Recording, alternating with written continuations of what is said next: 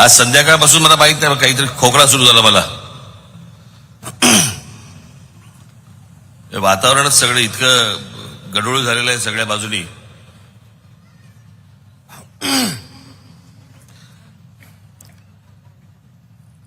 चुकून मागून भाषणामध्ये जर समजा काही खोकला बिकला मला आला तर कृपया मला माफ करा.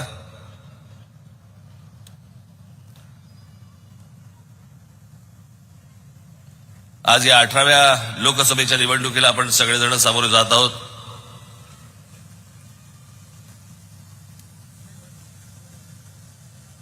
डॉक्टर श्रीकांत शिंदे यांनी आता सांगितलं की काहीतरी एक फेविकॉल का जोड आहे. पुढच्या वेळेला आम्हाला आतून लावा आपण, नाहीतर नेहमी आमची बाजू बाहेरच.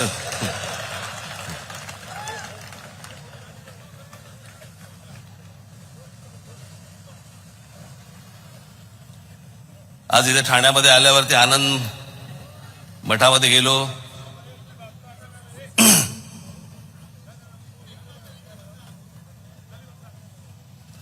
आणि त्या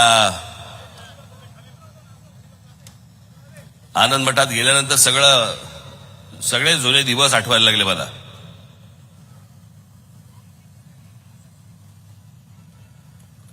माझे आणि आनंद दिघेंचे एक वेगळ्या प्रकारचे एक मैत्रीपूर्ण संबंध होते.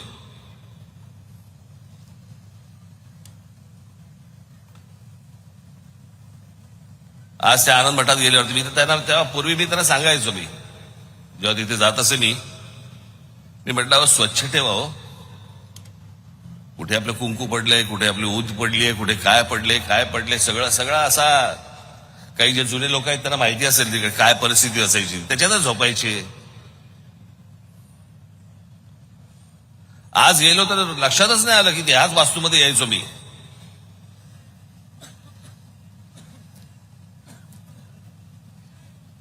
पण त्यांच्याबरोबर तेव्हा ठाणं फिरताना पण मजा यायची. टुमदार होतं ठाणं. बाळासाहेबांबरोबर लहानपणी मी किती आलो ठाण्यामध्ये. आणि तेव्हा ते काय आचारसंहिता 10च्या आधी बंद वगैरे असले काही प्रकार नव्हते. 12 1 वाजेपर्यंत भाषणं चालू असायची. आणि व्यासपीठ अशी काही एवढी मोठी व्यासपीठं पण नाहीत, अशी लहान व्यासपीठ असायची. गाद्या असायचे, लोड असायचे, समोर लोक बसलेले असायचे.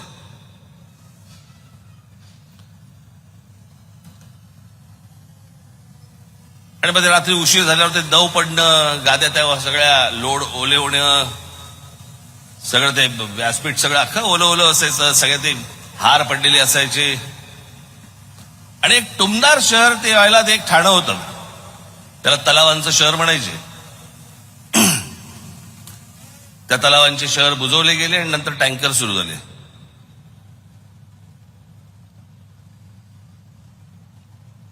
आपलं पुणा काय, मुंबई काय, ठाणा काय. आता म्हणजे मी असं काय फार लांब म्हणत नाहीये, 30-35 वर्षापूर्वीच असेल फार तर. कोणे एके काळी वगैरे असं काही नाही.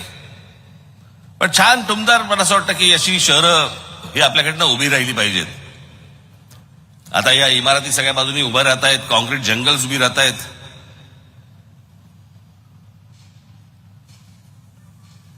हा जो ठाणे जिल्हा जो आहे ना, हा ठाणे जिल्हा या देशामधला, मी तुम्हाला सांगतो, मी काय बोलतो तर तुम्ही लक्षात ठेवा. आज ही ठाणे लोकसभा कल्याण लोकसभेची संयुक्त ही सभा आहे.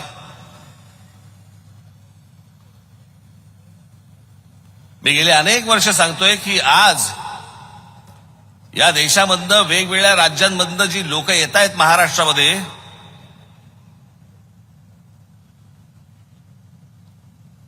तुम्ही कितीही काम करा, कितीही रस्ते बांधा, कितीही पूल बांधा, कितीही काही करा, पण जोपर्यंत हे बाहेरचे लोंढे जोपर्यंत थांबणार नाहीत, तोपर्यंत तुम्ही कितीही विकास केलात तरी या शहरांमध्ये काहीही घडू शकणार नाही.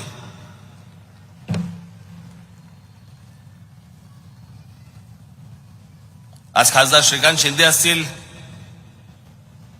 आणि भविष्यातले होणारे खासदार नरेश म्हस्के असतील,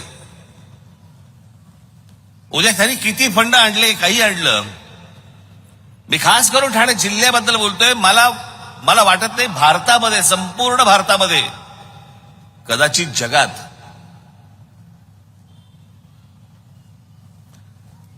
ठाणे जिल्ह्यासारखं हे जे सगळे बाहेरून जे लोक येत आहेत यांचं सर्वात जास्ती येण्याचं प्रमाण हे ठाणे जिल्ह्यात आहे.